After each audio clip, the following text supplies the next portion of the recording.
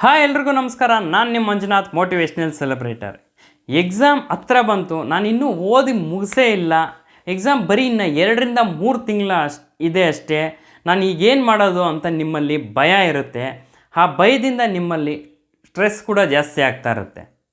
ಈ ಥರ ಸ್ಟ್ರೆಸ್ ಜಾಸ್ತಿ ಮಾಡಿಕೊಂಡು ಭಯ ಪಟ್ಕೊಂಡಿದ್ರೆ ಎಕ್ಸಾಮಲ್ಲಿ ನೀವು ಚೆನ್ನಾಗಿ ಬರೆಯೋದಕ್ಕೆ ಆಗೋದಿಲ್ಲ. ಮತ್ತು ನಿಮ್ಮ ಗೋಲ್ ಎಷ್ಟು ಪರ್ಸೆಂಟೇಜ್ ತೆಗಿಬೇಕು ಅಂತ ಅಂದ್ಕೊಂಡಿರ್ತೀರೋ ಅಷ್ಟು ಪರ್ಸೆಂಟೇಜ್ನ ನೀವು ರೀಚ್ ಮಾಡೋಕ್ಕಾಗೋದಿಲ್ಲ.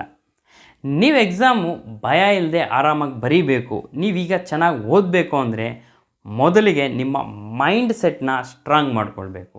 ಈಗ ನಿಮ್ಮ ಮೈಂಡ್ ಸೆಟ್ನ ಚೇಂಜ್ ಮಾಡಿಕೊಂಡು ನೀವು ಓದೋದಕ್ಕೆ ಶುರು ಮಾಡಿದರೆ ಆರಾಮಾಗಿ ನೀವು ಹೋಗಿ ಎಕ್ಸಾಮ್ ಬರೀಬೋದು. ಮತ್ತು ನೀವು ಎಷ್ಟು ಪರ್ಸೆಂಟೇಜ್ ತೆಗಿಬೇಕು ಅಂತ ನಿಮ್ಮ ಗೋಲ್ ಇರುತ್ತೋ ಅದನ್ನು ಈಸಿಯಾಗಿ ರೀಚ್ ಆಗಬೇಕು. ನೀವು ಈಗ ನಿಮ್ಮ ಮೈಂಡ್ ಸೆಟ್ನ ಚೇಂಜ್ ಮಾಡಿಕೊಂಡು ನೀವು ಓದೋದಕ್ಕೆ ಶುರು ಮಾಡಬೇಕಂದ್ರೆ number 1, take challenge on your self. ಈಗ ನಿಮಗೆ ನೀವೇ ಚಾಲೆಂಜ್ ಹಾಕ್ಕೊಳ್ಬೇಕಾಗುತ್ತೆ, ನಿಮಗೆ ನೀವೇ ಸವಾಲು ಹಾಕ್ಕೊಳ್ಬೇಕಾಗುತ್ತೆ. ಯಾಕಂದರೆ ಎಕ್ಸಾಮು ಹತ್ರ ಬರ್ತಾ ಇದೆ. ನೀವು ಅಂದ್ಕೊಂಡಿರೋ ಪರ್ಸೆಂಟೇಜ್ ಗೋಲ್ನ ರೀಚ್ ಆಗಬೇಕು ಅಂತಂದರೆ ನೀವು 4 6 ಅವರ್ ಓದಲೇಬೇಕಾಗುತ್ತೆ. ನೀವೀಗ ದಿನಕ್ಕೆ 1 ಅವರೋ 2 ಅವರೋ ಈ ರೀತಿ ಓದ್ತಾ ಇರ್ತೀರ. ಈ ರೀತಿ ಓದಿದರೆ ಖಂಡಿತ ನಿಮಗೆ ಎಕ್ಸಾಮಲ್ಲಿ ಕಷ್ಟ ಆಗುತ್ತೆ. ಆದ್ದರಿಂದ ನೀವು 6 ಅವರ್ ಓದಲೇಬೇಕಾಗುತ್ತೆ. ಈ 6 ಅವರ್ ಓದಬೇಕು ಅಂತಂದರೆ ನಿಮಗೆ ನೀವೇ ಚಾಲೆಂಜ್ ಹಾಕ್ಕೊಳ್ಬೇಕಾಗುತ್ತೆ. 6 ಅವರ್ ಒಂದೇ ದಿನ ಓದೋದು ಕಷ್ಟ ಆಗುತ್ತೆ.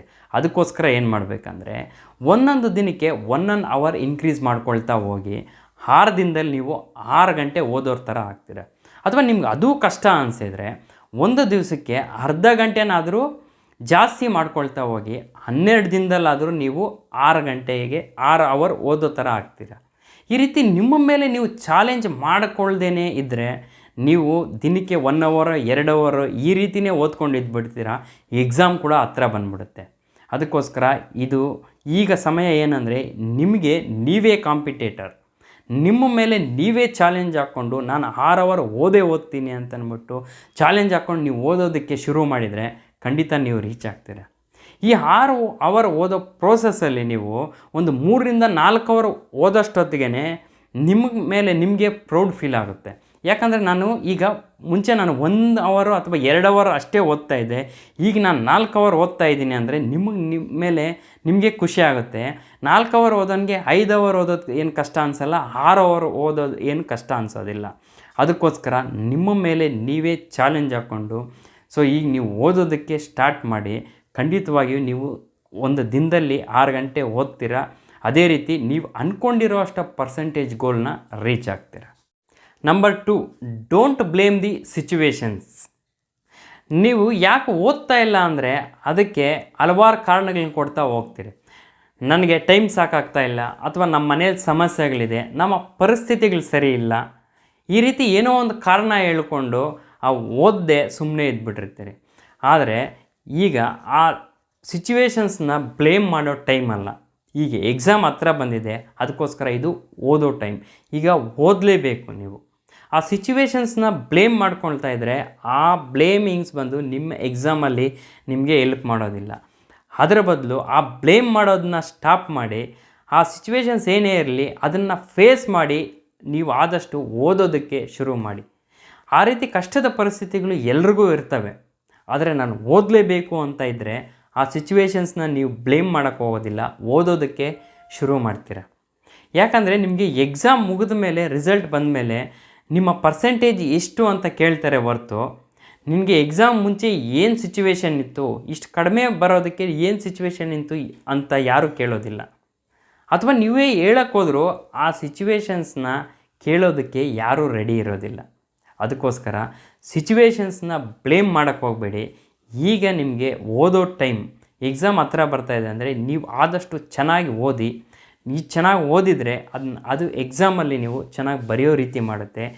ನಿಮಗೆ ಒಳ್ಳೆ ಮಾರ್ಕ್ಸ್ ಬಂದೇ ಬರುತ್ತೆ. Number 3, revision makes you confident. ನೀವೀಗ ಓದೋದಕ್ಕೆ ಸ್ಟಾರ್ಟ್ ಮಾಡಿದ್ದೀರಾ, ಚೆನ್ನಾಗಿ ಓದ್ತಾ ಇದ್ದೀರಾ, ಯಾವುದೇ ಸಿಚುವೇಶನ್ನ ನೀವು ಬ್ಲೇಮ್ ಮಾಡ್ತಾ ಇದ್ದೀರಾ, ನಿಮಗೆ ನೀವೇ ಚಾಲೆಂಜ್ ಹಾಕ್ಕೊಂಡು ಚೆನ್ನಾಗಿ ಓದ್ತಾ ಇದ್ದೀರಾ, ಓದಿ ಮುಗಿಸಿದ್ದೀರಾ ಅಂದ್ಕೊಳ್ಳಿ. ಓದಿ ಮುಗ್ದಿದ್ದಾಗಿದೆ ಅಂತ ನೀವು ಸುಮ್ಮನೆ ಇರಬೇಡಿ.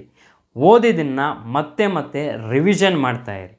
ಯಾಕಂದರೆ ಆ ರಿವಿಷನ್ನೇ ನಿಮಗೆ ಎಕ್ಸಾಮಲ್ಲಿ ಚೆನ್ನಾಗಿ ಬರೆಯೋದಕ್ಕೆ ಕಾನ್ಫಿಡೆನ್ಸನ್ನು ಕೊಡುತ್ತೆ. ನಾವು ಓದಿದ್ದು ಮುಗೀತು ಅಂತಂದ್ಬಿಟ್ಟು ನೀವು ಸುಮ್ಮನೆ ಇದ್ದರೆ ಅದು ನಿಮಗೆ ಮರೆಯೋ ಚಾನ್ಸಸ್ಸು ಜಾಸ್ತಿ ಇರುತ್ತೆ. ನೀವು ಎಷ್ಟು ಪ್ರಾಕ್ಟೀಸ್ ಮಾಡ್ತಿರೋ, ಎಷ್ಟು ಓದಿದ್ದನ್ನು ಮತ್ತೆ ಮತ್ತೆ ರಿವಿಷನ್ ಮಾಡ್ತಾ ಇರ್ತೀರೋ, ನಿಮ್ಮ ಮೈಂಡಲ್ಲಿ ಅದು ಅದೇ ರೀತಿ ಅಚ್ಚು ಹೊಡಿತಾ ಇರುತ್ತೆ.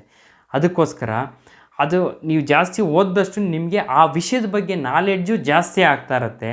ಅದರ ಜೊತೆಗೆ ನಿಮಗೆ ಎಕ್ಸಾಮಲ್ಲಿ ಯಾವುದೇ ರೀತಿ ಭಯ ಅಥವಾ ಟೆನ್ಷನ್ ಇಲ್ಲದೆ ನೀವು ಕಾನ್ಫಿಡೆಂಟಾಗಿ ನೀವು ಎಕ್ಸಾಮ್ ಬರೀತೀರ.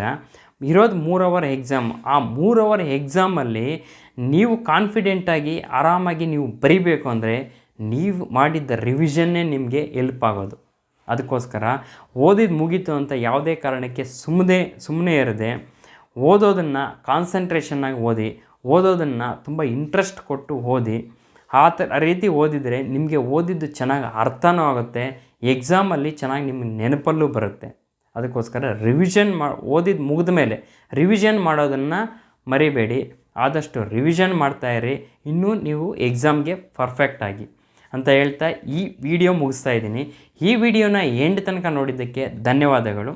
ಟೇಕ್ ಕೇರ್, ಬಾಯ್.